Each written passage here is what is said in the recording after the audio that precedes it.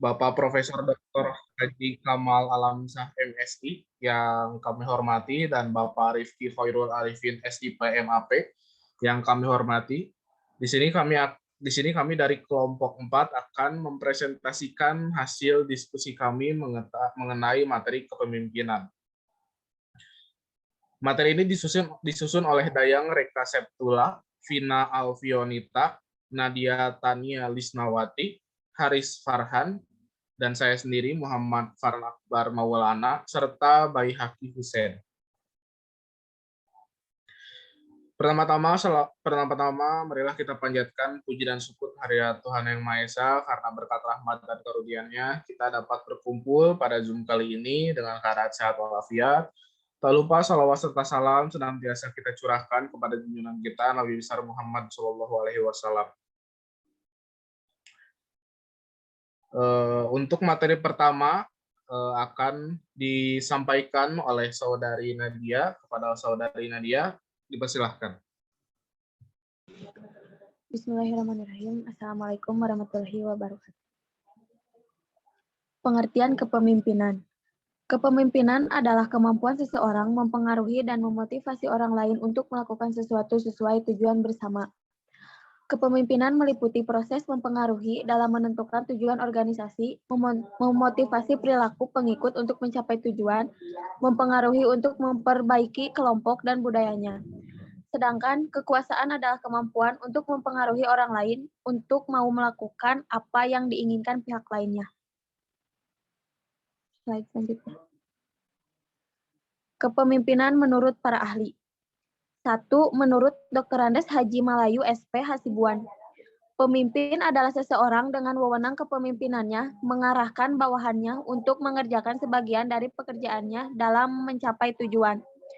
Kedua, menurut Robert Tannenbaum, pemimpin adalah mereka yang menggunakan wewenang formal untuk mengorganisasikan, mengarahkan, mengontrol para bawahan yang bertanggung jawab supaya semua bagian pekerjaan dikoordinasi demi mencapai tujuan perusahaan. Ketiga, menurut Profesor Makobi, pemimpin pertama-tama harus seorang yang mampu menumbuhkan dan mengembangkan segala yang terbaik dalam diri para bawahannya. Pemimpin yang baik untuk masa kini adalah orang yang religius dalam artian menerima kepercayaan etnis dan moral dari berbagai agama secara kumulatif. Kendatipun ia sendiri mungkin menolak ketentuan gaib dan ide ketuhanan yang berlainan. Terima kasih. Terima kasih kepada Saudari Nadia yang telah menyampaikan materi. Untuk materi selanjutnya akan disampaikan oleh Saudari Dayang. Kepada Saudari Dayang, dipersilahkan. Tujuan kepemimpinan. 1. Membantu terciptanya suatu iklim sosial yang baik. Adanya kepemimpinan dalam sebuah organisasi bertujuan untuk membantu terbentuknya suatu iklim sosial yang baik. 2. Membantu kelompok dalam menetapkan prosedur-prosedur kerja. Prosedur kerja adalah tahapan yang berurutan dengan tujuan supaya suatu aktivitas yang dikerjakan bisa berjalan lancar. Ketiga, membantu kelompok untuk mengorganisasikan diri. Keempat, mengambil keputusan sama dengan kelompok. Adanya kepemimpinan dalam sebuah organisasi juga membantu mengambil setiap keputusan bersama untuk berlangsungnya organisasi tersebut. Kelima, memberikan kesempatan kepada kelompok untuk belajar dari pengalaman adanya kepemimpinan dalam sebuah organisasi. Kelompok atau perusahaan juga bertujuan memberi kesempatan kepada kelompok untuk berjalan dari pengalaman. Lanjut. Fungsi kepemimpinan. 1. Fungsi instruktif, menetapkan pemimpin sebagai pengambil keputusan dan pemberi tugas kepada anggotanya. Sementara para anggotanya bertujuan untuk menjalankan semua instruksi yang dikatakan pemimpinnya. 2. Fungsi konsultatif, menetapkan pemimpin ini para anggota organisasi atau bawahannya bisa melakukan konsultasi dengan pemimpinnya untuk mencari solusi terbaik dalam mencapai tujuan bersama. Pemimpin haruslah sosok yang bijak dan memiliki pengetahuan di bidang terkait atau sedang dikerjakan oleh organisasi maupun perusahaannya, agar mampu memberikan solusi dan mengarahkan bawahannya dengan baik. Ketiga, fungsi partisipasi. menetapkan seorang pemimpin yang mampu mendorong semua anggota atau pengikutnya untuk berpartisipasi dan berinisiatif dalam suatu proyek bersama. Fungsi partisipasi dalam kepemimpinan ini membuat anggota organisasi atau bawahan di suatu mendengarkan dan menjalankan perintah pemimpin, tetapi mereka turut mengambil andil dalam setiap proses penyampaian tujuan.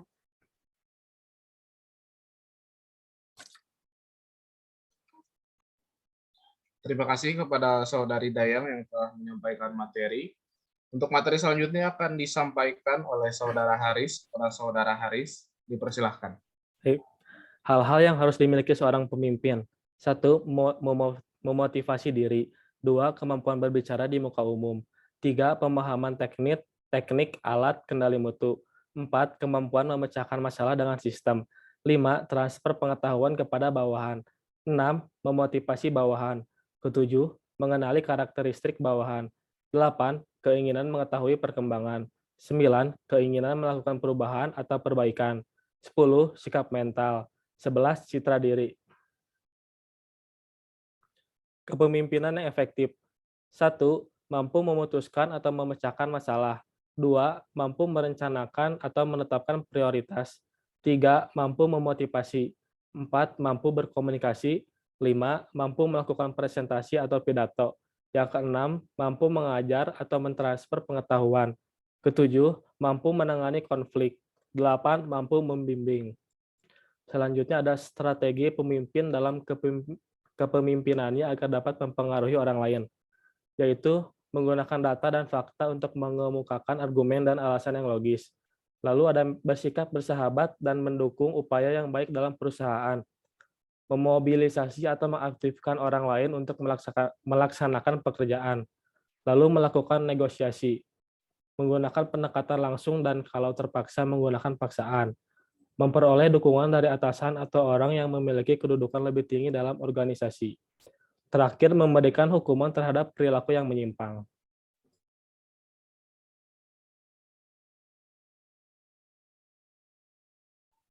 Terima kasih kepada Saudara Haris yang telah menyampaikan materi. Untuk materi selanjutnya akan disampaikan oleh Saudari Vina. Kepada Saudari Vina, dipersilahkan. Jenis-jenis kepemimpinan. Yang pertama ada pimpinan formal, diangkat oleh atasannya dengan surat keputusan. Pemimpin formal merupakan orang yang oleh organisasi lembaga tertentu ditunjuk sebagai pemimpin. Yang kedua ada pemimpin non-formal, diangkat oleh anggota lainnya tanpa surat keputusan. Selanjutnya, tipe-tipe kepemimpinan. Yang pertama ada pemimpin direktif, yaitu pemimpin yang cenderung untuk menentukan langsung apa yang dilakukan oleh bawahan dan apa yang diharapkan oleh pemimpin. Pemimpin seperti ini langsung memberikan arah dan panduan, serta memberikan jadwal kerja yang spesifik. Yang kedua, pemimpin suportif, yaitu pemimpin yang cenderung bersahabat dan mudah diajak berdialog oleh siapapun, memberikan perhatian penuh pada kesejahteraan bawahan, serta memperlakukan anggota secara setara. Next. Yang ketiga, pemimpin partisipatif, yaitu pemimpin yang cenderung untuk memberikan konsultasi kepada bawahan, mengakomodasi berbagai masukan, serta melibatkan bawahan dalam berbagai keputusan. Yang terakhir, pemimpin prestatif, yaitu pemimpin yang memiliki visi perubahan dan standar yang tinggi akan produktivitas, memberikan dorongan kepada bawahan untuk berprestasi, dan memotivasi kemampuan bawahan dalam melakukan berbagai pekerjaan. Sekian.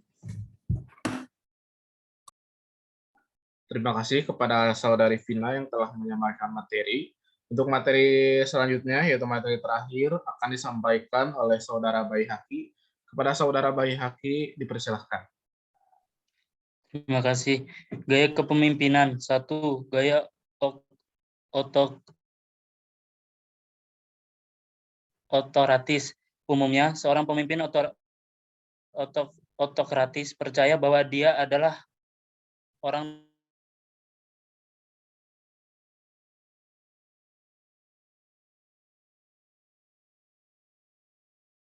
terpintar di meja dan tahu lebih banyak daripada sedikit masukan dari anggota tim. Ini adalah tipikal gaya kepemimpinan di masa lalu. tetapi tidak terlalu cocok dengan bakat masa kini. Ungkapan yang paling menggambarkan gaya kepemimpinan otokratis adalah lakukan apa yang saya katakan. 2. Gaya demokratis. Macam gaya kepemimpinan berikutnya yaitu gaya demokratis. Para pemimpin demokrasi lebih cenderung bertanya, bagaimana menurut Anda? Mereka berbagi informasi dengan karyawan tentang apapun yang mempengaruhi tanggung jawab pekerjaan mereka. Mereka juga mencari pendapat karyawan sebelum menyetujui keputusan akhir. Gaya kepemimpinan demokratis membuat orang melakukan apa yang Anda ingin lakukan, tetapi dengan cara yang mereka inginkan.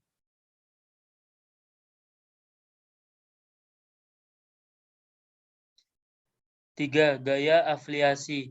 Frasa yang sering digunakan untuk mendeskripsikan jenis kepemimpinan ini adalah orang yang diutamakan. Pendekatan kepemimpinan afiliatif adalah pendekatan pemimpin yang dekat dan pribadi dengan orang-orang.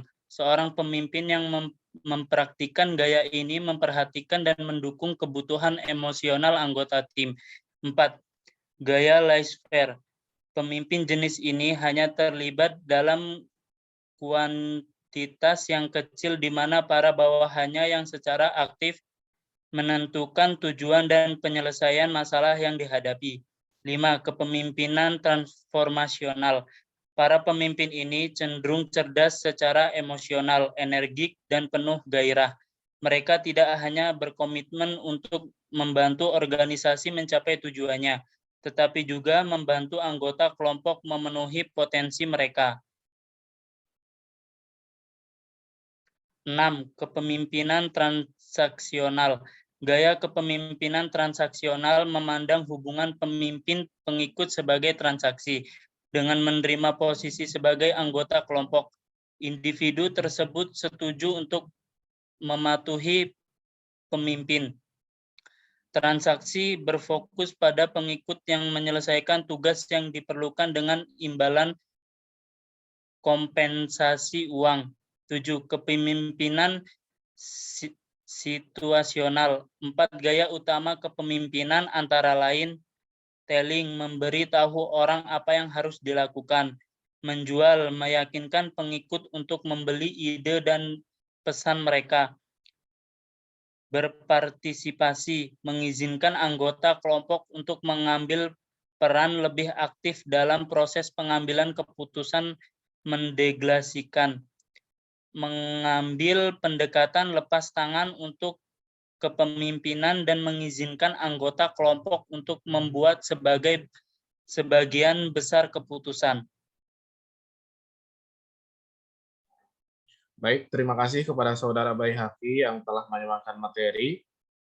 Sekian yang dapat kami sampaikan dari kelompok 4. Semoga yang kami sampaikan bisa bermanfaat bagi semua. Mohon maaf apabila ada kekurangan. Terima kasih atas segala perhatian yang telah diberikan. Wabillahi taufiq wal hidayah. Wassalamualaikum warahmatullahi wabarakatuh.